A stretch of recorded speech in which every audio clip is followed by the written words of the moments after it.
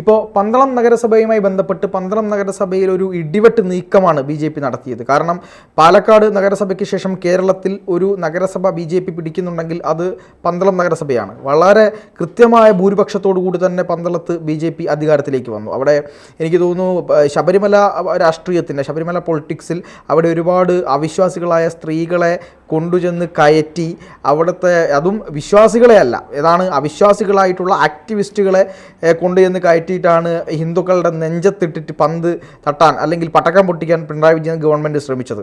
അതിൻ്റെ ഒരു ഫലം കൃത്യമായി പന്തളം നഗരസഭയിൽ BJPക്ക് കിട്ടിയിട്ടുണ്ട്. പന്തളം നഗരസഭയിലെ BJPയുടെ പ്രവർത്തനം, അവിടുത്തെ ജില്ലാ അധ്യക്ഷൻ സൂരജിൻ്റെ പ്രവർത്തനം, ഇതൊക്കെ വളരെ നല്ല നിലയിൽ അവർക്ക് ഗുണം ചെയ്തിട്ടുണ്ട്.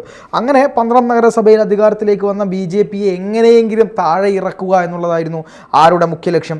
ഇടത് വലത് മുന്നണികളുടെ മുഖ്യ ലക്ഷ്യം. ഇവർ ഒരു ഭാഗത്ത് ഞങ്ങൾ കോൺഗ്രസിനെതിരാണ്, ഞങ്ങൾ CPMനെതിരാണെന്ന് മറുഭാഗത്തും ഇങ്ങനെ പാടി നടന്നുകൊണ്ടിരിക്കുകയും കുറേ ഇങ്ങോട്ട് കഴിഞ്ഞപ്പോൾ ഏകദേശം തദ്ദേശ സ്വയംഭരണ ഇലക്ഷൻ വരാൻ പോവുകയാണ്.